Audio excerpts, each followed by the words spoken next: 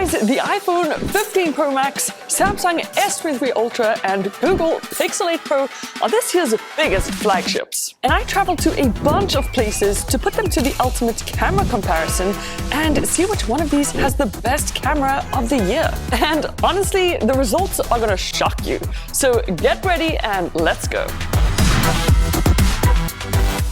So straight off the bat, the iPhone 15 Pro Max comes with a 48 megapixel camera. The S23 Ultra has a crazy 200 megapixel camera, and the Pixel 8 Pro comes with a 50 megapixel camera. And so to really test these cameras out, for the first test, I decided to push them to the max against some harsh sunlight and see just how well they would do in normal but also difficult point-and-shoot situations. Now, they all took some great photos, but the Samsung and the Pixel stood out the most to me. The Pixel especially managed to capture a lot more details in the shadows. Samsung did pretty great as well. iPhone seemed to struggle, but Pixel definitely did the best. As for color accuracy using the wide lens, the iPhone and the Pixels looked the most realistic to me, and the Pixel again just had the most details in the shadows. And the Samsung, for some reason, kind of had this bluish tint to it on most of its daylight shots, which I'm honestly not the biggest fan of. I also decided to do the exact same test to the ultra-wide lenses, and again, the Pixel and the Samsung photos had a lot more details in the shadows than the iPhone, which was always a bit too dark, so I really preferred the other two. And something that kind of blew my mind is that the Pixel's ultra-wide camera is actually 48 megapixels compared to the 12 megapixels on both the Samsung and iPhone. As for color, I was kind of surprised because the iPhone's photo was just too oversaturated in comparison to real life, which is usually a problem that the Samsung has. Whereas the Pixel photo was the closest to real life, and Samsung's photo again just had that bluish tint to it. So this was actually a close one between the Samsung and Pixel, but I gotta give the point to Pixel because its colors were spot on. Whereas the Samsung just had this blue tint and the iPhone struggled with shadows. I also asked you guys to vote for which one of these cameras took the best pick, and the results kind of shocked me, so make sure you stay till the end to see the results for that. Now, the next ultimate test was nighttime, and I took a lot of photos for this. I made sure to be on night mode with automatic exposure for all of them, and Samsung and iPhone were at 12 megapixels, whereas the Pixel stayed at 50. I was really surprised by all the cameras with this one, but in comparison to the others, the iPhone's photos were actually quite dull and dark. The Pixel's photos came out bright and alive, almost identical to what my eye was seeing at night. But what really surprised me was Samsung's photos that had this super pleasant glow every single time, which I'm a big fan of. As for nighttime colors, this is where the iPhone and Samsung literally showed their true colors. The Samsung's photos just looked so vibrant and mystical because of that glow on them, which again made them the most pleasing, and the iPhone's colors managed to pop out and look exactly like the colors I was seeing when taking the photo. Whereas the colors on the Pixel were just meh. But what really shocked me was nighttime ultra-wide photos. Both the Samsung and iPhone did really well and managed to capture exactly what I was seeing, but this is where the Pixel stood out and somehow managed to capture more light from the darkness and just keep everything so balanced. Overall, they all took some great night shots, but I gotta give the point to Samsung just because of that awesome glow in all its pics that really made it stand out from the other two.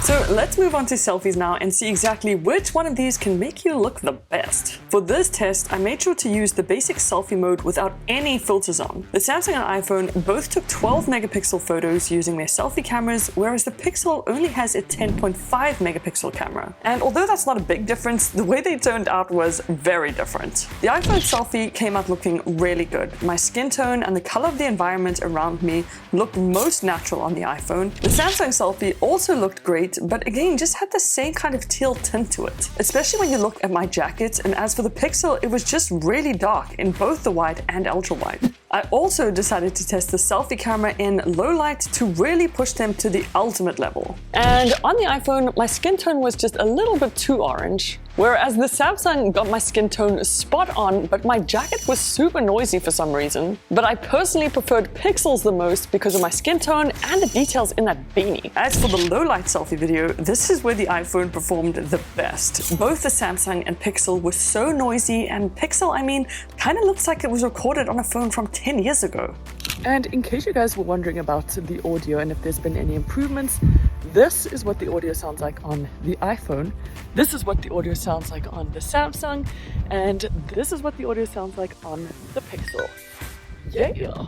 I mean, there's no surprise here that the iPhone killed it, so I gotta give it the point, but Samsung wasn't far behind. Okay, so the zoom test is where things got kind of crazy, I won't lie. The results completely shocked me and they're gonna shock you too. So the iPhone 15 Pro Max this year came with a new 5x optical zoom camera, which is the same as the Pixels, but the Samsung doubles that with 10x zoom. Overall, in the optical test, they all did really well, and the new 5x zoom on the iPhone is actually pretty good. But what's interesting is the iPhone zoom camera is 12 megapixels, Samsung's is only 10, but Pixel's is a whopping 48. And because of that, the Pixel actually has more detail in its photo. So if you actually zoom into it at the same level as the 10x zoom, then this is where you can really start to see those details I'm talking about, like the stonework and crosshatch detail in the window, which is honestly really impressive. So technically, even though the Samsung does have a 10x zoom camera, the Pixel did manage to capture some amazing shots that just looked a little bit better, which kind of blew my mind. So I decided to take it a bit further. For digital zoom, well, you all know that Samsung has that crazy 100x zoom, which may or may not take real moon photos. But if you zoom in equally, however, they all look so similar to me, and Samsung seems to have done a lot of processing by sharpening the image to try and convince you of its detail. And I just think Pixel's does look the best. Honestly, I know how you guys are going to react, so leave your comments down below. But from my testing, the point has got to go to the Pixel because of that 48 megapixel zoom camera that manages to beat Samsung. But because the S23 Ultra only came out earlier this year, Pixel had a bit of time to catch up, so we'll have to wait and see what they do with the S24 Ultra. The next camera test I decided to do was portrait mode photos, and the iPhone is usually the king of this, but let me tell you, the Samsung actually gave it a run for its money. The first portrait photo test I did was using the wide lens, and straight off the bat, the iPhone and Samsung both did a really good job at isolating me from the background and blurring it. The Pixel, on the other hand, struggled quite a bit with cutting me out and blurring the edges. I should also mention that the Pixel could only shoot in 1.5x zoom for portrait mode, as opposed to the 1x zoom like Samsung and iPhone. I then tested out the zoom portrait mode on these to see just how well they all did, and here you'll see a pretty big difference because the Samsung only has a 3x zoom, the Pixel only has a 2x portrait zoom, whereas the iPhone manages to zoom up to 5x and still cut everything out, like all the small leaves, perfectly compared to the other two. Honestly, I was really impressed with how well Samsung did, but because of that 5x portrait zoom and how well it managed to cut out all those individual leaves, I gotta give the point to iPhone. Now onto some macro mode action, and I made sure that it was toggled on for all these devices and then got super close to a few subjects to activate the macro modes. First off, I did the classic dollar bill test just so I could see how much detail each one of these could capture, and honestly they all did a really good job at this and there was hardly much difference between each one of them. But where I did start to see a difference was when I actually started zooming in on the photos. The Samsung and iPhone only took 12 megapixel macro photos, so they didn't have that much detail when I zoomed in. But the Pixel, on the other hand, again took massive 48 megapixel pictures, so when you zoomed in, there was a lot more detail. And then here's another example I took of the back of a leaf, and for me, the Samsung kind of looks cheaply processed, whereas the Pixel looks perfectly clean and balanced. So I mean, they all did a great job, but if you want to do some macro photography, then I gotta give the point to Pixel because it just captures so much detail. So these three phones have some of the best cameras in the world, but which one has the best video camera? Well, for this test, I shot in 4K 30 frames per second on iPhone, 8K 30 frames per second on Samsung, and 4K 30 frames for the Pixel.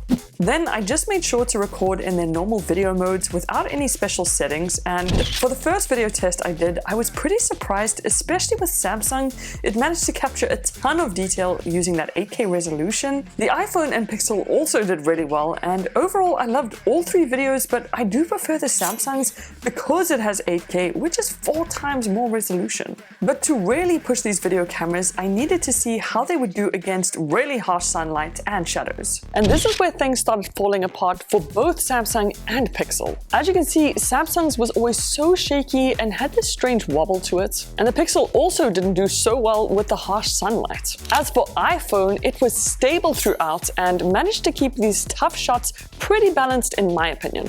Then to push the stabilization on these three phones, I ran up a flight of stairs which was super shaky, and this one once again was kinda shocking. The iPhone's video was smooth and detailed and turned out really nice, but the Samsung and Pixel, if you take a closer look, are actually so noisy in the shadows. And iPhone's was great. In some cases, all three phones were very comparable to one another. However, in really low light situations, you'll start seeing that the noise came through again on the Samsung and Pixel, whereas the iPhone holds its quality. So without a doubt, the point and shoot video king remains the iPhone, so it gets the point. But what about cinematic video?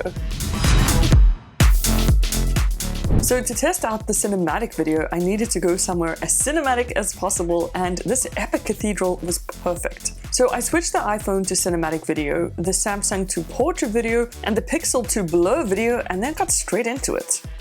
My first initial reaction was to the Pixel that actually straight out came out looking terrible. And as for Samsung, if you keep an eye on the ceiling, you'll really notice this crazy wobble that's just kind of ruining the shot. As for the iPhone, it turned out amazing every single time, and this was one of my favorite cinematic shots from it that I just cannot fault. The iPhone and Samsung also come with 3x zoom for their cinematic modes that I tested out. And again, the video that came from the iPhone was shockingly good, even with the lens flare in it. As for the Samsung, not too bad, but it can do a lot better. And the Pixel, well, it doesn't even have zoom for cinematic video, so it can't even compete. So it's pretty clear that the best cinematic shots were taken by the iPhone, so it gets the point. But what about Pro Video? Now, to see which one of these had the best Pro Video camera, I tested them in a few different scenarios. I made sure that the iPhone shot in log 4K HDR, the Samsung in 4K HDR+, and the Pixel in 4K HDR. Then the first test I did was to see just how good the video colors came out using HDR. And again, they all turned out really good, but one thing I didn't like was that Samsung's exposure kept on shifting, so I found that a little distracting, but the iPhone and Pixel did really great. Then for the next few tests, I needed to see just how well they would do in low light as well as bright light. And while these do all look really good, don't get me wrong, Samsung was just a bit of a hit or miss for me sometimes. The Pixel really surprised me at just how well its Pro HDR video came out, but the iPhone was just the best. It barely struggled thanks to that log format and just looked so professional. I mean, it's no surprise with iPhone, but its video is impeccable, so it gets the point. Now onto each of these Pro Photo modes, and they were just incredible. I switched over to RAW on each one of them and took a ton of different pictures to test out the Pro RAW. And the entire point of RAW is to literally get an unedited and unprocessed photo straight out the camera, and they all took some really great pics. What you're seeing with those dark images are the original RAWs, and the second pics are how each phone processed its own RAW. As you can see, Pixel's internal processing is unbelievably good at automatically pulling out the detail, light, and color. Low light RAW photos also kind of surprised me. The iPhone didn't do that bad, but the Pixel and Samsung did such a good job. The Samsung had that amazing nighttime glow to it again, but the Pixel just managed to capture so much more detail in the dark. So although all three are great at taking RAW pics, I gotta give the point to Pixel because of its color and that Pixel magic, but Samsung was close. So a while ago, I posted 3 quick shot pics that these phones took and asked you guys to vote for your favorite one, and oh boy, there were a lot of comments. And the picture that you guys liked the most was B, which was actually taken by the Pixel. Then the second picture was A, taken by Samsung, and in third place was C, the iPhone. In my opinion, the Pixel really does deserve it because overall it took some of the best photos from the 3 during my testing. So that just verifies that the Pixel won the point and shoot round, but that still doesn't change the score. So with 5 points, the iPhone 15 Pro Max wins the ultimate camera comparison and does have the best smartphone cameras of the year. The Pixel 8 Pro in second place, missing it by just a point, and the Samsung S23 Ultra coming in at third. To be fair, it was released way sooner than the other 2 devices, so we'll just have to see how they do against the S24 Ultra. So after all that, in my opinion, the iPhone really kills it at video. The Pixel really kills it at photos, and Samsung is just smack bang right in the middle, but just not the best in either one. But let me know what you guys think down below, and I'll see you in the next one. Toodles!